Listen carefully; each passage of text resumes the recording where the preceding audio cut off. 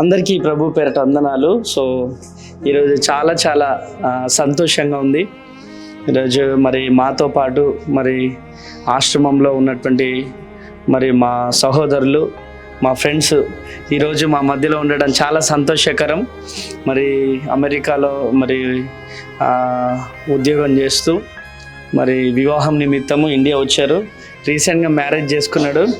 So Anil కానీ, సుజ్ఞాన్ కానీ, so Prashanth కానీ. సో ఈరోజు నా ఆశ్రమానికి రావడం, ఈ క్యాంపస్కి రావడం చాలా చాలా సంతోషంగా ఉంది.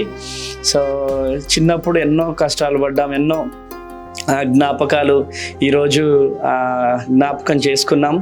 కేవలం సమస్తమైన మహిమ ఘనత నా యేసుకే కలుగును గాక. మేము ఒక 40-50 మెంబర్స్ ఉండేది హాస్టల్లో. సో తేజ ఒక థర్డ్ క్లాస్ అప్పుడు, సెకండ్ క్లాస్ అప్పుడు జాయిన్ అయ్యింది హాస్టల్లో మాతోని. చదువుకున్నాము ఒక 3-4 years బాగానే చదువుకున్నాం మేమందరము. తర్వాత మేమందరం వేరే వేరే వాటిలో వెళ్ళిపోయాము. కానీ అక్కడ మేము చదువుకుంది, నేర్పించింది ఈరోజు ఒక ఫాలో అవుతున్నారంటే అది తేజ ఒక్కడే అని మేము అనుకుంటున్నాము. ఎందుకంటే చాలామంది చాలా రూట్లోకి వెళ్ళిపోయాము. చిన్నప్పుడు నేర్చుకుంది కానీ, అక్కడ చదువుకుంది కానీ, అక్కడ వాళ్ళు చెప్పింది కానీ అంటే మేము మీరు ఇప్పుడు ఎట్లున్నారో ఆ స్టేజ్ నుంచి మేము పైకి వచ్చాము మేమందరము. కానీ ఆ బాధ తేజ భరించాడు కాబట్టి మళ్ళీ ఆ బాధ నాలాంటి వాళ్ళు ఇంకా ఎవరు భరించకూడదు అనుకొని ఇట్లా ఆశ్రమం పెట్టి ఇట్లా నడిపిస్తున్నాడు. మేము చాలా అసలు మేము కష్టపడి అనుకున్నాము, అసలు ఏంటి ఇదంతా, ఇంతమందిని ఎట్లా అవుతున్నాడు, మనం ఒక ఫ్యామిలీని రన్ చేయడానికి ఇన్ని కష్టాలు పడుతుంటాం మనము, నెలగాగానే ఖర్చులు, ఆ ఖర్చులు, ఈ ఖర్చులు అని, అసలు ఇవన్నీ అసలు ఎట్లా ఇన్ని హెడ్ఏక్స్ అని ఎట్లా భరిస్తున్నాం అని మేము వచ్చే గంట ముందు అదే అనుకుంటున్నాం అసలు చాలా ఎట్లా అని. ఇక వచ్చి చూసిన తర్వాత మాకు చాలా నిజంగా చాలా హ్యాపీగా అనిపిస్తుంది మేము అందరం చూస్తుంటే. అది దేవుని కృప, తేజ కైండ్నెస్ అని మేము అనుకుంటున్నాము. సో ఇంకా